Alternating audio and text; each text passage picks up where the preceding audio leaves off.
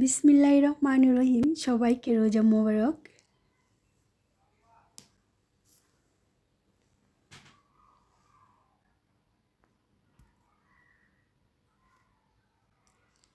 30টা রোজা রাখার পর যদি জানতে পারেন আপনার একটা রোজাও আল্লাহ তাআলা কবুল করেনি, তাহলে আপনার কেমন লাগবে? রাসূল সাল্লাল্লাহু আলাইহি সাল্লাম বলেছেন, কত রোজাদার আছে যাদের রোজার বিনিময়ে ক্ষুধা ছাড়া আর কিছুই কেটে না। তারা কারা? রাসূল সাল্লাল্লাহু আলাইহি সাল্লাম বলেছেন, যে ব্যক্তি রোজা রেখে দিনরাত মিথ্যে কথা বলে, মিথ্যের সাথে জীবন চলাফেরা করে। আসসালামু আলাইকুম, আমি জেসিন স্বপ্না ঢাকা থেকে বলছি। জেসিন স্বপ্না ব্লগ থেকে সবাইকে আর একবার স্বাগতম। কাছে এবং দূরে, দেশ ও দেশের বাইরে যে যেখান থেকে আমার ভিডিও দেখছেন এবং দেখবেন, আশা করছি আল্লাহর রহমতে সবাই ভালো আছেন। আলহামদুলিল্লাহ, আমি ছোট্ট পরিবার নিয়ে ভালো আছি। আমার বাসাটা যাতে খোলামেলা, চতুর্সীমানা থেকে ধুলাবালু প্রতিদিন নিত্যদিন ঘরে জমাট বাঁধে আর একটু একটু করে প্রতিদিনই পরিষ্কার করে রাখতে হয়।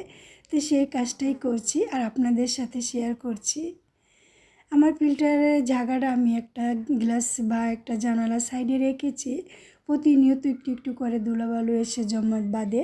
এই তো রোজার আগে সবগুলা ডিপ ক্লিন করে নিয়েছিলাম।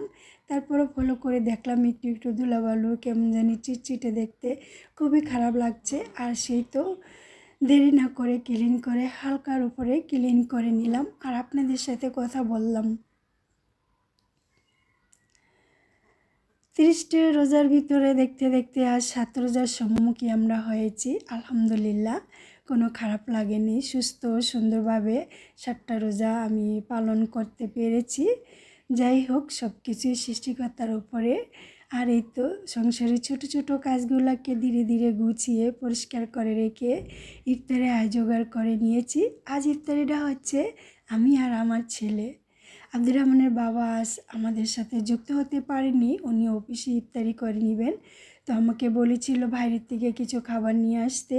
তো আমি যা পছন্দ আমার আর আমার ছেলের তাও নিয়ে এসেছি। আর এই তো আমার ছেলে বসে বসে খাচ্ছে একটু একটু করে আর আমাকে ডাকছে, আম্মু আসো। তো আমি বলছি তুমি খেয়ে নাও, আম্মু আজান দিলে খাবো। তো খাচ্ছে না, খুব রাগ হচ্ছে আমার উপরে। এই তো মা ছেলের আজকে ছিল মেন্যতে যে ইফতার। আলহামদুলিল্লাহ, এই ইফতারটা খেতে আমার কাছে খুবই পছন্দ এবং খুবই মজা ভালো লাগে। এটা ইফতার নয়, এটা যে কোনো সময় আপনি খেতে পারেন। এটা সকাল বা বিকালের নাস্তায়। তো আমি ইফতারের ভিতরে এটাই রেখেছিলাম, আমার কাছে খুবই ভালো লাগছে। আর এই যে খাবারটা খেলে খাবারের হজম শক্তি কমায় এবং বৃদ্ধি পায়, সেটাও সাথে খেতে আমি বলি না, একটু একটু করে খেয়ে নিয়েছি মা ছেলে। আলহামদুলিল্লাহ, খাওয়া দাওয়া করে আমার ছেলেকে পড়তে বসিয়েছি আর আমি নামাজ কালাম করে কোরআন তেলাওয়াত করে ছোটোখাটো যা কাজগুলো ছিল সবগুলো গুছিয়ে তো রান্নায় চলে এসেছি। এখন রান্নাটা করে নিব সিহারির জন্য। আমার প্রিয় স্বামী, প্রিয় শখের পুরুষের পছন্দের রান্নাটা আজ আমি করব। আলহামদুলিল্লাহ, এই রান্নাটা করলে আমার হাজব্যান্ড অনেক পছন্দ করে এবং তৃপ্তি ও মজার সহকারে খায়। আজকে যত উনি আমাদের সাথে ইফতারিতে যুক্ত হতে পারেনি, তাই উনির জন্য আমি উনির পছন্দ স্পেশাল খাবারটা রান্না করছি, যাতে উনি খুশি হয়। আমরা প্রত্যেকটি মেয়ে নিজের খুশির জন্য, খুশির চেয়ে পরিবারের খুশির জন্য সবসময় আমরা চেষ্টা করি সাধ্য মতন। আমরা মনে করি কি আমাদের সাধ্য দিয়ে যদি কাউকে খুশি রাখতে পারি বা খুশি করাতে পারি, তাদের মাঝেই আমাদের সুখটা আমরা খুঁজে পাই। এখানে আমি ডিম সিদ্ধ করে নিয়েছি। তো ডিমগুলো আমি একটু ভেজে নিচ্ছি, বেশি লাল করে ভাজি নিয়ে হালকা করে আমি ভেজে নিচ্ছি। তো আজকে আমি আমার প্রিয় শখের পুরুষের জন্য সিহারি রান্না করছি। আর কিভাবে রান্না করছি আশা করছি আপনাদের ভালো লাগবে, যদি আমার সাথে থাকুন এবং শুরু থেকে শেষ পর্যন্ত দেখেন। দেখুন, পবিত্র মায়ের রমজান, এই রমজানে 1 বছর পরে আমরা পেয়েছি। 1 বছরের ভিতরে আমরা অনেক আপনজন, আত্মীয় স্বজন, প্রতিবেশী হারিয়েছি। আর আগামী 1 বছর আমরা রোজা পাবো কি পাবো না জানি না। আমাদের নিঃশ্বাস, আমাদের বিশ্বাস, আমাদের হায়াত মৌত সব কিছু রবের কাছে। আমার রব জানেন দুনিয়াতে কার কয়দিন হায়াত আছে, মৌত আছে। কিন্তু আমরা এই যে পবিত্র রমজান মাস পেয়েও আমরা আমাদের গুনাহগুলো মাফ করতে পারছি না। প্রতিনিয়ত মিথ্যা কথা বলে যাচ্ছি। আমরা কি একবারও ভয় পাই না যে মিথ্যা কথা যে কত ভয়ঙ্কর। আপনাদের সাথে কথা বলতে বলতে এখানে আমি ডিম ভেজে সমস্ত মশলা উপকরণগুলো দিয়ে এখন আমি মশলাটা লাল লাল করে ভেজে নিব। দুনিয়াতে পাপী বান্দা এবং মিথ্যেবাদী বান্দা, মিথ্যে কথা বলা বান্দার মৃত্যু যখন হবে, তার রুহটা যখন জমিন থেকে আসমানে তুলে নেওয়া হবে, তখন 70,000 ফেরেশতা কাতারে কাতারে দাঁড়িয়ে থাকবে। যদি সে নেককার বান্দা হয়, তার রুহটাকে রেশমি নোবাল দিয়ে স্বাগতম স্বাগতম বলতে বলতে আরও সে পুছিয়ে দিবে। আর যদি সে পাপী বান্দা হয়, তাহলে সে রুহটাকে এক ফেরেশতা থেকে আরেক ফেরেশতা, আরেক ফেরেশতা থেকে আরেক ফেরেশতা, কোনো ফেরেশতাই নিতে চায় না। সালার চরের ভিতরে শিকল বেঁধে তাকে আসমান থেকে জমিনে তার রুহটাকে ঝুলিয়ে রাখে।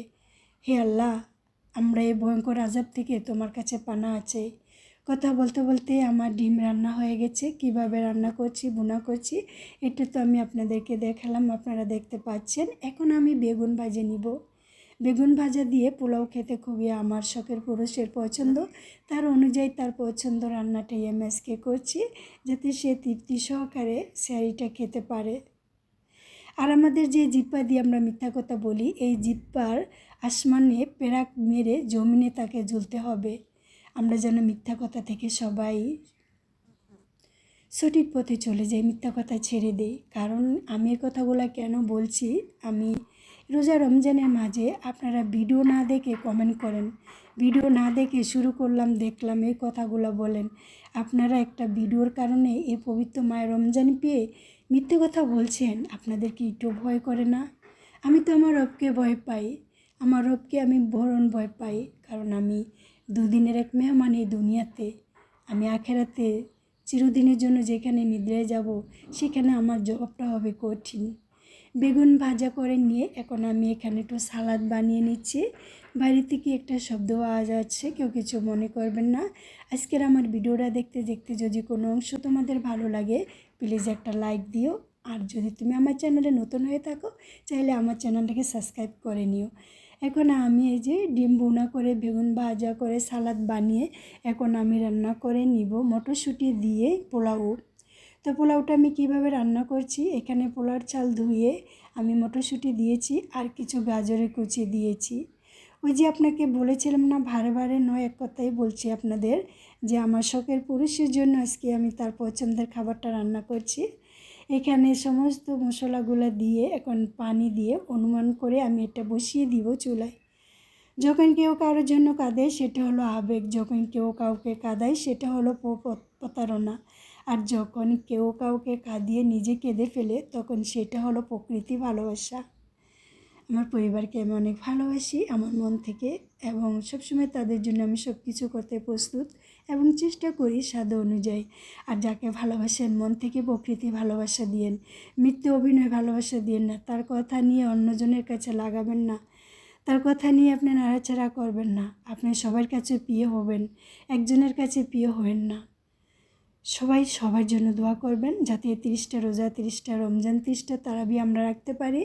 আমরা যেন আল্লাহর নেক এবাদতগুলো করতে পারি, যে এবাদতের মাঝে যে এবাদত করলে আমার রবকে পাবো, আমার রসুলকে পাবো, সে এবাদত করব। পবিত্র মায়ের রমজান পেয়ে যদি আমরা গুনার মাপ ক্ষমা না করতে পারি, আমরা যেন ধ্বংস হয়ে যাচ্ছি, ধ্বংস হয়ে গেছি। এটা আমার রাসূলের কথা।